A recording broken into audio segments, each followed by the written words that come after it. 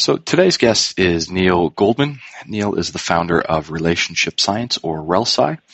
Previously, Neal was the founder, chairman, and chief executive officer of CapitalIQ Inc. until it sailed to McGraw-Hill, Standards & Poor's. Prior to that, he was a banker in the mergers and acquisitions group at Lehman Brothers.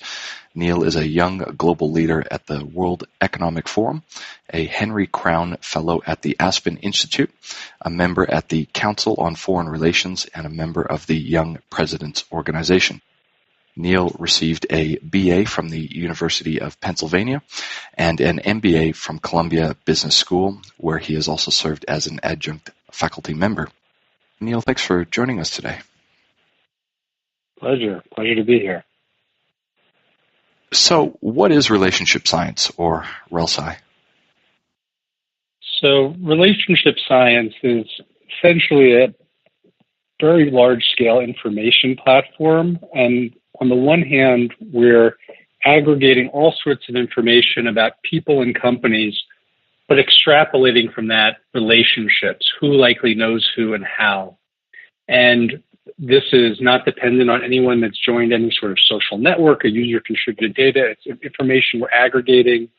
And we track 300 different relationship types that people can have.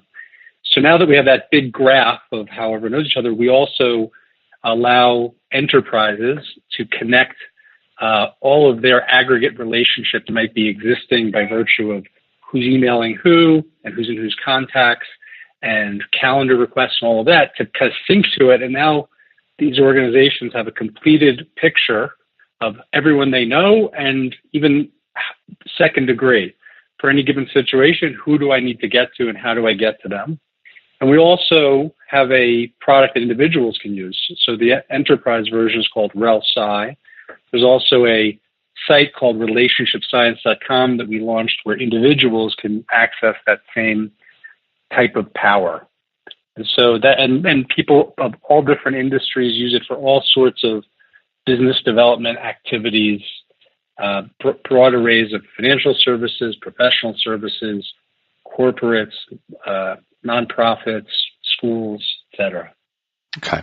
And is it, being based in New York with the company, is it designed for the American market or is it global at this point? So from a data perspective, about 60% of the people we cover are non-US. And about, I think on an organization basis, maybe about 60% are US. But so it's a global data set. And we're really covering about 7.5 million people and 1.5 million organizations. And so it's not everybody in the world, but it's kind of certain types of decision makers that are relevant. You know, our clients are, large and small investment banks and some commercial banks and hedge funds and private equity funds and venture capital funds and corporates and tech and pharma and lots of sectors, law firms, consulting firms, accounting firms. Some of the, if you were to name probably, I'd say, if not all, the vast majority of the, Ivy League schools in the United States and well-known nonprofits. It's a very broadly used tool. Okay.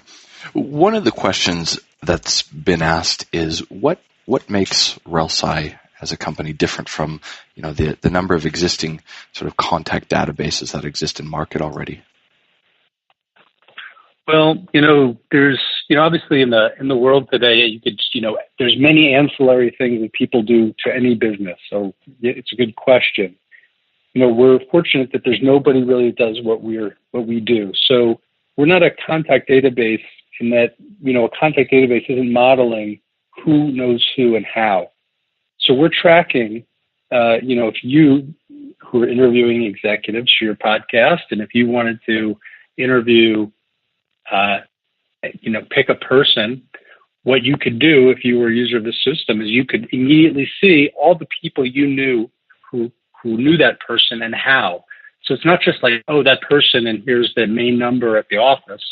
It's showing you all of your relationships to that person. It really is and then, you can utilize that to find the right warm introduction to actually get the person on the phone and, try to conclude what you're looking to talk to them about. So it's not anything like a contact database.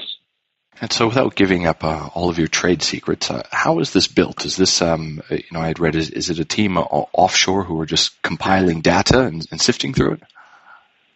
No, it's not. It's a great question. And it was very painful to build. The really, without, mentioning particular client names who we have the right to say some and not others, and I don't know which is which, so I won't say it, but let's just say top brands, the top brands that you would know in sectors. The reason why they use us, and we would be unable to maintain a database of institutional quality if you were trying to collect this data by hand. It's impossible. So we had to build a very unique system that would be able to aggregate data from hundreds of thousands of sources and algorithmically tag, match, clean, and make decisions about how to resolve conflicting data. Now, we have a team of people.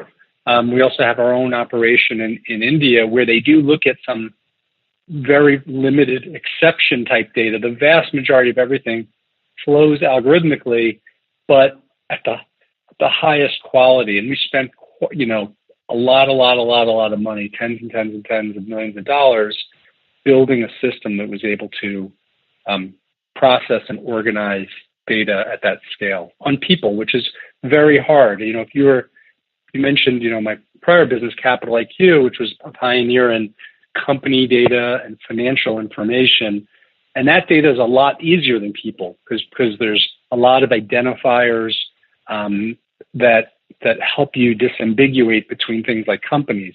With people, there isn't. It's more complicated, and people change jobs and do things much more frequently. So it's a large tech platform that enables this. And because it's based around knowing one person to the next in their relationships, how do you try to match up accurately, contacts who may or may not know each other? Well, when you say match up, so first of all, let me just I'll go rewind a little. So when we are collecting information from, all of these sources, what's happening is these profiles are getting built. So we just know that a particular person worked on a particular deal. We happen to know these 8 other people worked on that same transaction. We know that this fund where this executive works is an investor in this company. We may know that this person individually is a friend of another person. They're pictured together, et cetera. And it's just building. And what comes out of that is just extrapolated information. I appeared on your radio show. So the relationship is just extrapolating from what's available in other ways. If you and I were part of an advisory organization to a venture fund or something, we would likely know each other, and there'd be a strength associated with that, which would be a lot lower strength than if we were on a public company board or you were my cousin, which the system also identifies information such as that. So that's just happening. Now, when you say match, when somebody syncs their contacts, what we're doing is it's just a different type of data we're integrating, but it's your own data where, Neal Goldman, and you have other information about me, my company name and my email, you have my phone number you just called me at, and it would just sync to the right user. So it's not, so maybe if I wasn't clear with my answer, maybe ask a little more, but we're not matching. We're matching one other. I'll add one other thing. When we get data from all these sources, and is this the same Neal Goldman? Is that Neal Goldman? There's just a lot of techniques. We have 14 patents, for instance. A lot of it relates around some of this technology to figure out, is it the same Neal Goldman, different Neal Goldman, not sure, likely the same Neal Goldman, that type of idea. Okay. So as we've sort of touched on now, this isn't your first business. You founded and sold a company called CapitalIQ. Can you take us through, your journey with that? Sure. I was an investment banker at Lehman Brothers, and I was a junior banker, and I spent ungodly amounts of hours just staying up all night to just find all the information. Like, let's say I needed to do some analysis, and it required me to find information on 8 different companies. I'd have to get some information from the library, some from this terminal, some from other information sources. Some would be in print, some would be electronic. And then I'd spend probably a better part of 8 hours, pulling these pieces of data out of large documents and putting it in Excel. And then at around 5 a.m, you can look at a single page of output and draw some conclusion and then say, oh, that's very interesting. And so what occurred to me is, why are we having people do a lot of this make work of, just getting this information, trying to get in Excel? And I envisioned, in that, I sort of came into contact with, I guess, this unique skill I didn't know I had before, which is this idea of information architecture. And I thought about, what would it look like to have a system that would have all that data and be able to pull it into Excel, and so you could actually just push a button and get the piece of paper. And so I started that business called CapitalIQ, and people thought I was crazy. This idea of bringing some level of automation to the black art of M&A and investment banking. But I just kept going. I just started building it, and eventually it became ubiquitous. It really changed the landscape of investment banking and financial analysis. And I'm really proud of that. My passion is building amazing products that people love and makes their life better. And by the way, the relationship between that business and relationship science is quite interesting. At CapitalIQ, I found myself at the age of 28 being the CEO of CapitalIQ, and we had a lot of headwinds at CapitalIQ. The bubble burst in the U.S. economy, dot-com bubble, that is. We had a terrible 9/11 event. There was a terrible, economic environment to be selling into financial services. And really, I had to get very creative about, how are we going to market and sell our product? And, unbeknownst to myself, with using a yellow pad and Excel and my contacts, I kind of created a system for relationship building and optimization and selling. And really, after selling CapitalIQ and after years passed, I realized that I had, whereas CapitalIQ was the junior tool I always wanted when I was a banker, RelSci was the senior tool I always wanted when I was in a revenue generation capacity. And that was sort of the impetus of relationship science. Fair enough. I've seen a separate talk with you where you mentioned this, describing yourself as a bit of an introvert. From starting up companies and having to go out and get funding, what was that like, I guess, learning to sell? Is that a skill that you had to pick up on the fly? Yeah, it's interesting. This idea of being a CEO, it's not, I don't know that there's anybody that's like born a Renaissance person and they are good at everything. Typically, I had a unique skill and passion for building products. And for me to be able to do that, there's these other things that have to get done, managing people and hiring people and building culture and raising money and dealing with investors and a board and selling and all those things, So I had to kind of figure all that out. And, I think any good CEO, any good executive really of any sort is, trying to, they recognize their skills that they need to do what they want to do. Jack Welch, who, ran GE for a bazillion years and was considered a top manager. He wasn't born like Jack Welch, the amazing manager. He had to learn a lot of things to become that. So, I just buckled down and tried to learn those things. And I made a real study of everything that I didn't know how to do.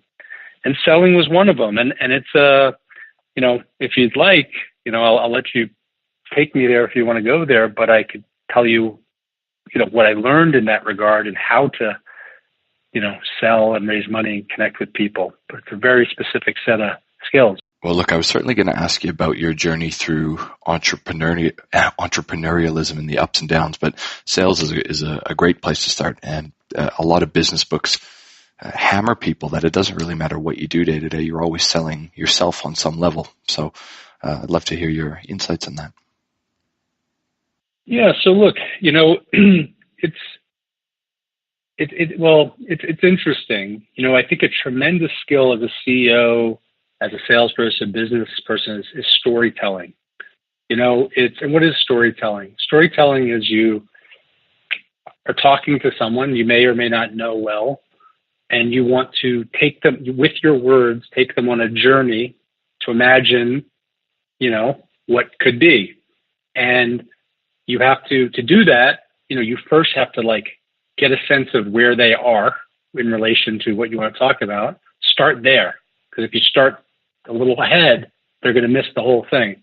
You have to start there, and then you have to use words and pictures and gestures and whatever it is to methodically help somebody join you in a mental picture of what it, could be. And storytelling is it's like what humanity is built on, and it's how we really communicate. And so to be able to just to immediately try to connect with someone, understand a story, to see what the story is that you're going to connect on, and then to do it is a amazing skill. And it's something I actually did like that part, because when you storytell, which you're actually connecting with another human being, which is like one of the great pleasures of being alive. Even if you're selling, some people sell and they don't care what they're talking about. I've started companies that I've been passionate about. And so to actually tell someone and to tell them, they're looking to do something important with their business, and you're trying to tell them and here's how, we've got chocolate and you've got peanut butter and this is how that works together. And to engage in that closeness over the terms of the story and that interaction is actually quite enjoyable. When you get to it in that dimension.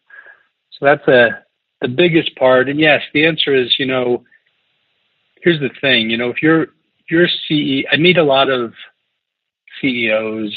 I meet a lot of young CEOs. I love actually meeting young CEOs. And a lot of people like me are more, started with product vision, and not everybody makes this transition to, really to selling. But if you have something great and nobody knows about it, and nobody knows about it in the most powerful way, unfortunately, you're not going to be able to continue your vision. So, and then I would just add one thing, having a genuine interest in people is critical. I think, if you're trying to sell and you're actually not really interested, it's laborious. If you are, it's quite interesting to learn about someone and their business and how they're doing it, and you're trying to tell them how you can just help them do it better together.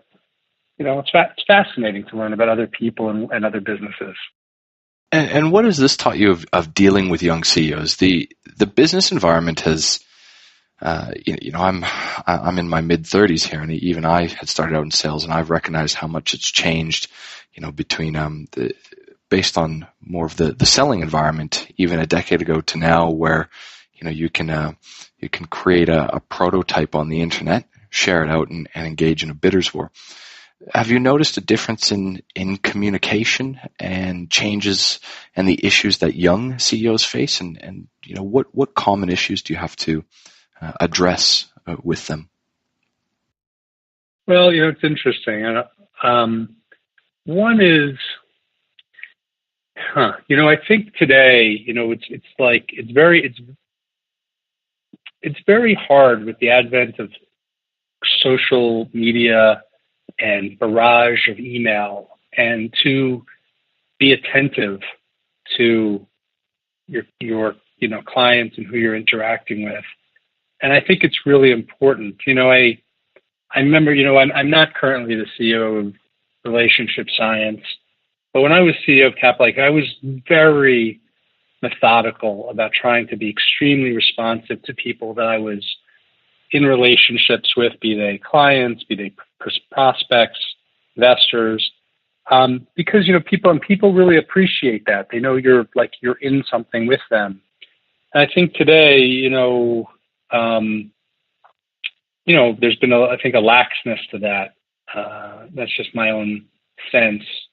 And there's also a brevity. People today, for instance, responding to an email with one sentence, and no period and no caps is a lot more prolific. And, I would take the time to be expressive. And also, there's like 100 ways to sign an email.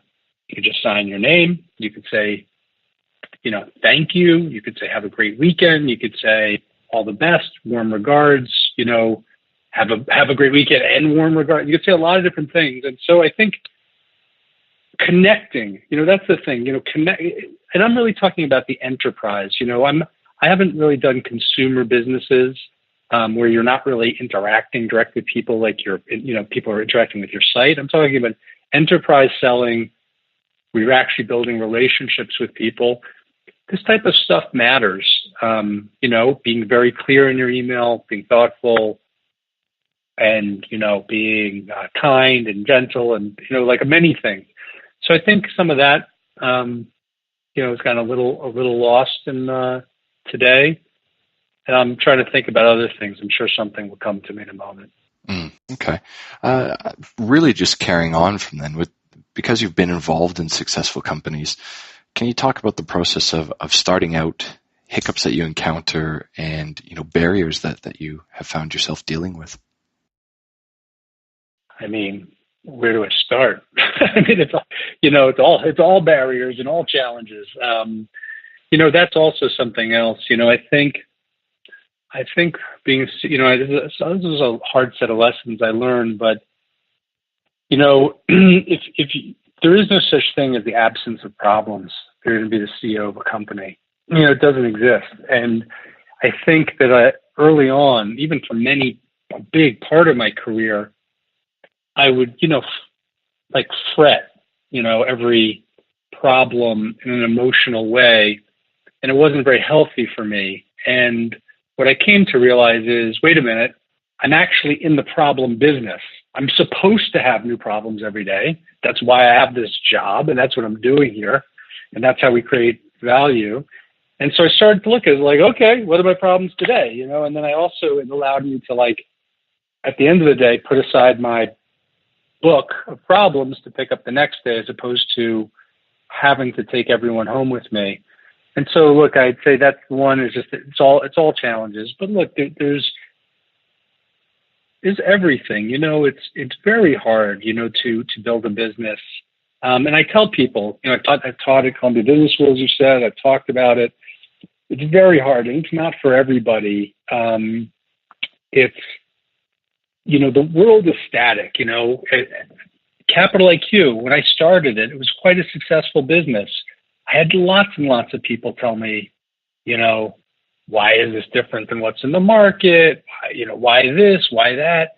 And, if I'd listened to them, I wouldn't have done anything. It took a lot of fortitude to believe in it, to keep going. And then you're raising money. Raising money, it's not easy. This is another thing I talk to CEOs about. It's a necessary part of a CEO job of a startup. So you have to learn how to do it awesome. It's very hard. It's not that enjoyable.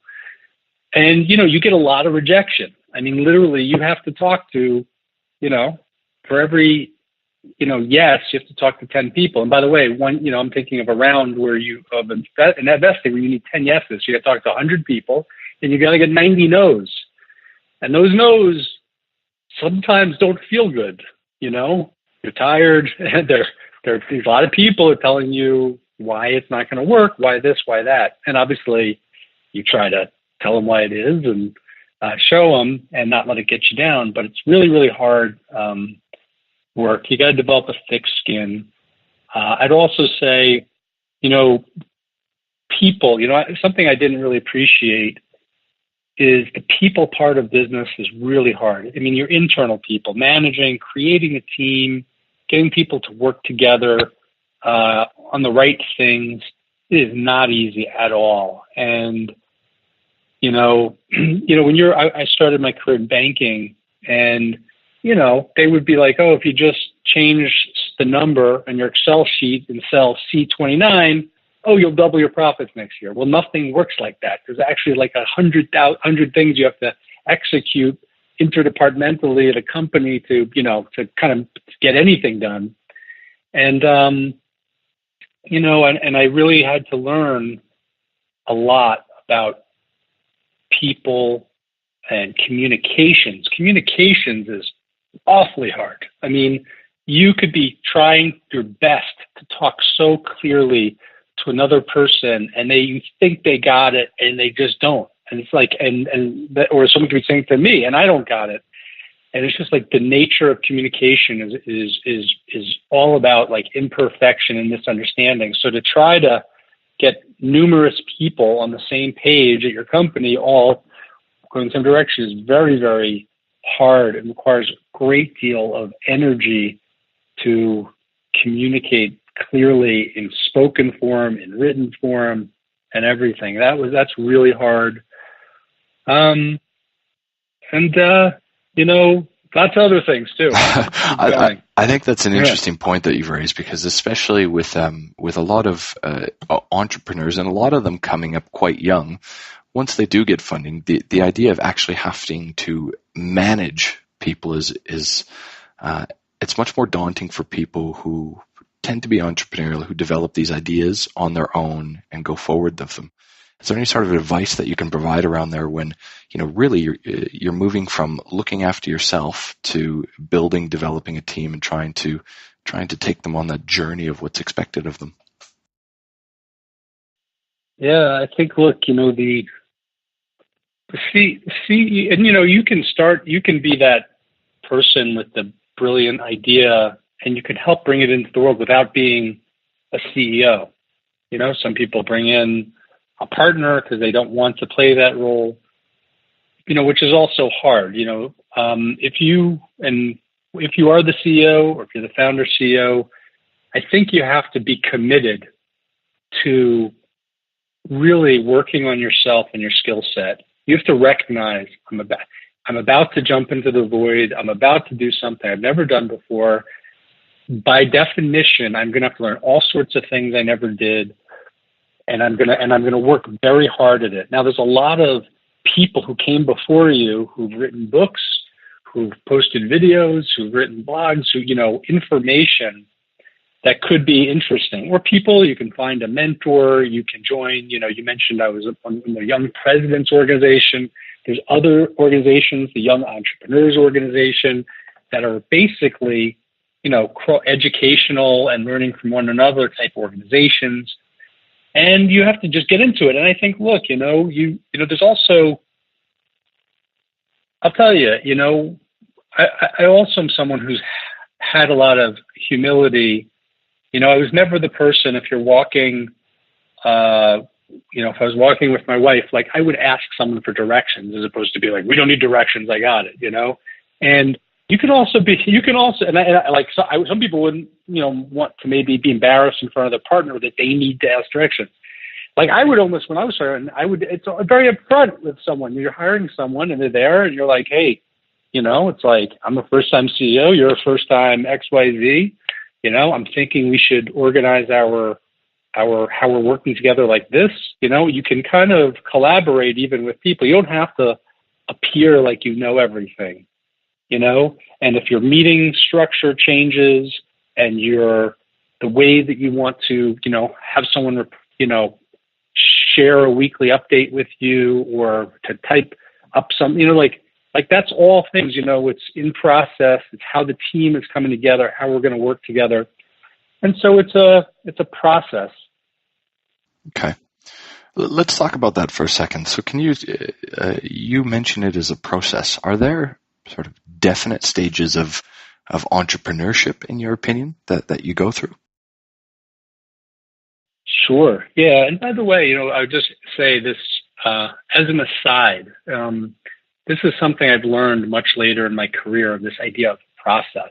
I think that we're all, especially where I came from in banking, people are outcome oriented. And there's something, an objective. And really, I've come to appreciate this idea of process that has no destination. It's constant evolution. And I think that that's the entrepreneur and the company journey, constant evolution. And so, but, to answer your question, and in general, look, you have like an ideation phase where you're, kind of circling on a concept, and then you're like, well, could it be an app? And should it be an enterprise product? Should it be a consumer product? You could monetize it this way or that way, and you're kind of trying to figure that out. And then there's, once you come upon a idea that you want to test, there's another phase that I think actually a lot of people skip that's very important. It's kind of where you would figure out how big is the market for this. Who would be the clients of this? How many of them are there? What do I think they would pay or why? And then what's the maximum market size? If everyone who could be a user bought this, what is it? So, and I'll tell you, that's an incredibly important exercise because, if you were to go to a venture capitalist, like a real one, a good one, they would say, we invest in things that have $1 billion market opportunity or bigger. And I used to think it was crazy. People would say, why are they asking that? Well, the reason is, it's not that you're ever going to be $1 billion company. The reason is, if there truly is $1 billion opportunity, you could make a lot of mistakes and still have a viable business. And wow, if you get 5% of the market, you have a $50 million business. That's like real. And then you'll find some other opportunity. But if I'll give you an example. At Columbia Business School, they once asked me to judge, some business plan. And someone did something, and when I walked them through this, their market opportunity was like $8 million. The maximum I was like, here's the story. You could spend the next 7 years of your life grinding and working to make this happen. And if you captured 100% of the business of what you're talking about, you have a, $8 million business, and if you only captured 20%, it's a fraction. And so I think one, understanding market opportunity for yourself, and this is a good investment of your time, is important. And two, I think building a financial projection model. And, a lot of people don't know where to start. And really, look, this is not your budget that you're going to have to meet over the years, but essentially you're kind of trying to scope out, can this be a profitable business? What type of money am I going to have to spend up front to develop it? How long will that take to start generating revenue? How fast do I think I could start generating revenue? What are the costs associated with all of these things? And because you look at that, and a lot of information can come out. It could take, maybe it's going to take more money to build it than it's going to, be worth, or, the thing actually can never make money because it's going to cost more than someone's willing to pay, or lots of things. So that's a really important point. The other third kind of I'll mention one other thing that's really important is a competitive landscape, to know what's going on in the market very deeply, because a lot of people don't want to look at it, and then they spend a lot of time, and really somebody else was actually right on the cusp of it, and they missed it, and they wasted a lot of time. So anyway, there's more stages, but you had a question. Go ahead. There was a question. So with your background in finance, you operate on that top tier. But when you started talking about market cap of depending upon your opinion of whether those are small or large numbers, are you suggesting then that the dream of small business ownership to someone should sort of be thrown out the window because their mom and pop mechanic shop might not go beyond $5 million? No, not at all. Not at all. I was, I was talking about a very particular type of business that is, borderless.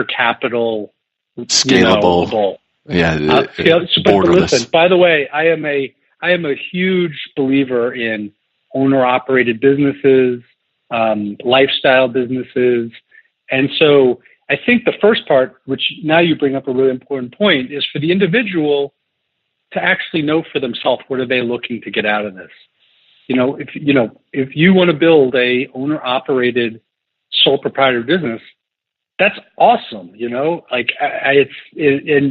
then do it. I think you were asking me, and I was kind of putting the context of CapitalIQ and RelSci, which are these large businesses that required large investments.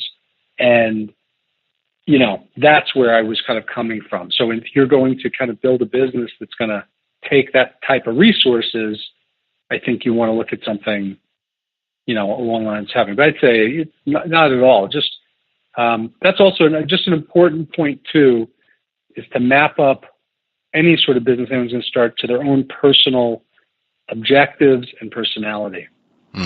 Okay. And, talking about those differences, the dream for many people is to be able to sell a business and retire. When you're in a position where, possibly for yourself, where working becomes an option rather than a requirement, what then becomes the motivation to keep yourself, engaged as opposed to just disappearing to, a resort island for the rest of your life? I'll let you know when I get there.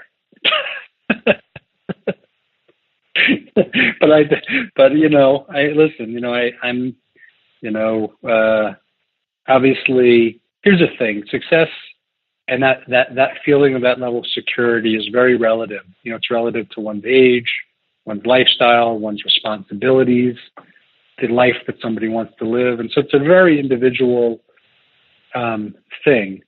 Now, a lot of people that I've had, are working off of anxiety, and they'll never reach that place because there's always a fear that it's not enough and so forth. But putting that aside, look, I think, and it also depends at what age we're talking about, because, if you got to a point where you felt comfortable and you were older, you might feel very comfortable, and I don't, you had mentioned your age. I'm 47, and there's a reality to, people's bodies change and their energy level changes and their priorities change. And so, but I think that, look, people want to, if you're working on something that you're excited about, that has meaning for you, this idea of life and making meaning of one's life, has meaning, then I think people get excited and keep working. Your businesses can have a lot of meta or kind of higher order objectives. At the highest order, relationship science isn't about just information and people data and selling. It's about people in disparate places are all trying to make some fantastical things happen. There's other people in the world that might be interested in the same thing they are and may have a different piece of the puzzle. And how those people can connect and how quickly will enable all sorts of people to create all sorts of things more quickly. That's kind of fascinating, And there are some businesses that help solve social problems, People build for-profit businesses that are helping smart cities to accommodate our growing population, and that'll be be excellent for the environment compared to other types of living opportunities. And so if you connect with that and you have energy and you have time, solving big problems like that can be energizing and rewarding. Okay. Let's talk about gambles that paid off and mistakes. Going through these businesses, you mentioned that you're always putting out fires day to day. Are there any particular incidents that stand out where that was exceptionally good or exceptionally bad? Sure. And this ties into a lot of questions you've asked, solving problems, so forth. CapitalIQ originally started out as an investment bank, actually helping people execute transactions, and it became this platform that all banks used. And so when we made that transition, it was a decision, and it was a scary one. Are we going to really change our whole business model to become this platform? Will banks really buy this from us? Will they really work on their very, confidential work and deals on a system that's outside of their enterprise? And so, but I think that, in that situation, there were so many clues from the market that was the right opportunity that, had to pay attention to it. And that's, I would just differentiate that. There was lots of people who would say, you should do this, you should do that, you should do this. And if I listened to all of them, we would have done nothing because you would have been jerked in every direction. But when enough people of enough caliber said that, you really had to tune in and listen to it. And that was a very scary decision, and that really worked out. That's a good one. Now, every entrepreneurial tale these days launches into how a founder goes through capital raising. They get investors and they make it rich. You're from a finance background, so this plays to that a little bit. But is there any advice that you could offer to someone who really starts their business in their garage or their bedroom in a small town without, the network or connections, or who doesn't even live in a major metropolitan area? Sure. Well, I think, look, one is there's no magic to quote, venture capital. I think if one can start a business and grow it without any investment, that's better. It's like why you don't need to take money for the sake of it. Now, if you want investment and you want to maybe grow faster than you can generate the money from your business for, which is a very valid thing, you really see an opportunity and are willing to sell a part of your company to have those resources, then capital can be good. And the reality is people with capital are dying to meet people with a good business. They literally want to meet them. And so, while again, back to this getting out of one's comfort zone, one can go on an entire expedition to try to identify and contact investors who might be interested in whatever the thing is that someone started in their garage. There are investors for most everything. Now, it's not the same investor. You have to find investors who are looking to invest in things of this stage, in this geography, in this industry, at this time, which takes a lot of doing because you have to, parse through the morass of all these investors. But once you find those people, they want to meet you. And then you go and you say to them, this is what I'm doing. And they say, that's exactly the type of thing to invest in. And then you try to make an arrangement. It's actually not that much more complicated than that. It's really at another level. It's like, if you were to, it's someone who has already determined that the kind of things you're doing are interesting to them, figuring out where those people are, getting in touch with them and talking with them. And then if you like each other and you trust each other, people, say, okay, how much do you need? And I'd like to invest X, and we'll work it out. And then you make a deal and then you get the money and there you go. It's actually not that much more complicated. It's not more complicated at the core. Now, yes. It's very complicated from oh my God, how, figuring out all these people and contacting them and the meetings and multiple meetings and diligence and documents and all this stuff. But at a basic level, it's not more complicated than that. And when you get the chance to get in front of a bona fide investor, let's say, how should you present your case for financing? You touched on storytelling earlier, but for people that maybe don't have a background in pitching, what needs to come across? Sure. So the first thing you have to recognize, is everything that you've done, right? Imagine to get in that room, you've done so much work, and now this is your opportunity. And you also have to. It's always important, I find, in life and business, to put yourself in the other person's shoes. So you can determine how to address the situation. The reality of whoever this person is you made this meeting some time ago.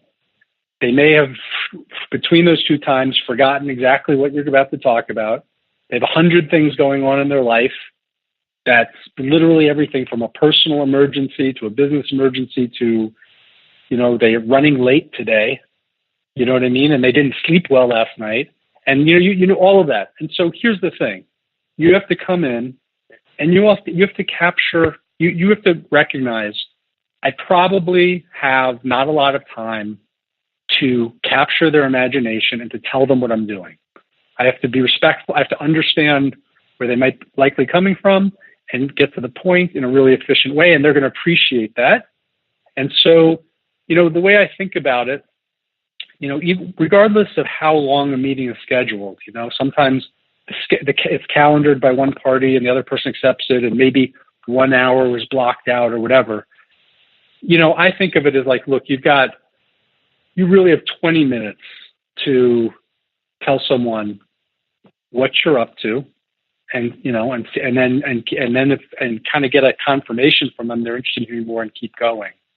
And so I think of it, obviously when you meet someone, you want to like introduce yourself and just have a moment and, hear about them and hear about you. And then, I like to have some slides that are well organized.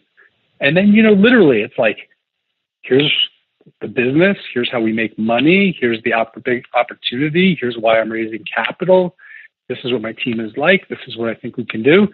And, and get to it. And then, look, it's a process also. No one's going to invest in one meeting. Your first meeting is essentially to get a second meeting. So you don't have to cover everything, but you have to get to the, and also, by the way, think about someone who's got money. They're thinking to themselves when they're watching, is this person someone who's going to be able to recruit clients, other employees? Are they going to be able to go do this whole thing? And if someone comes in and they don't get to the point and they don't tell a concise story and they don't try to hit what an investor would want to know about a business opportunity, they're going to say, well, this person probably can't do those other things either. So it takes a lot of planning, but it's very easy to do. It just takes work and planning and then to execute it when you go in. Get your point across. So is that first meeting almost introductory then? Well, it's introductory. It's certainly introductory in the same sense you are introducing yourself and the opportunity to this person by definition. It's high level. There's going to be more detail. That's the thing. It's like, here's the other thing. It's like, you too don't want the second meeting if this person, like I've had situations where you go pitch someone and literally the outcome is, I don't know how I made a mistake. I actually thought you were at a different stage than you are. And like, there are people who might like you and they're like, I like you, I like what you're doing, but I have created, let's say I manage money for other people. So I manage money for other people. And I've told them I only invest in businesses that have over $1 million in revenue that have these characteristics. Now you should come back to me when you're there. And I like you, but I can't invest in you right now. And that's like better to find that out than to just like string it along and have a second meeting. That's part of the process too.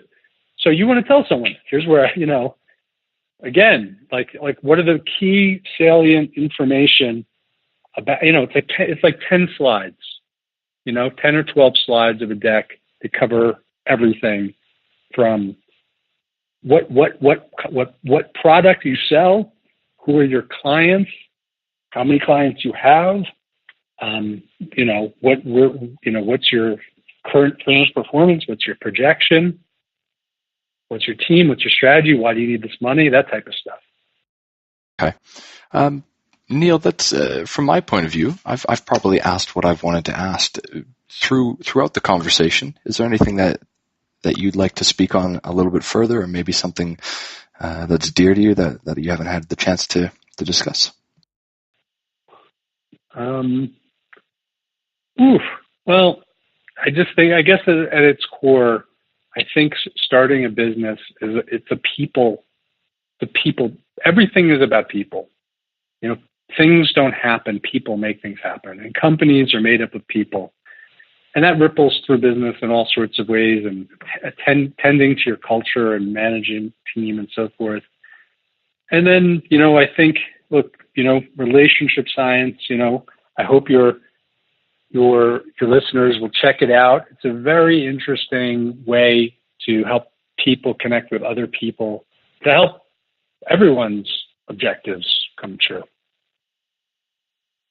Neal, really appreciate your time today. Thanks for joining us. Thank you. Pleasure. Anytime.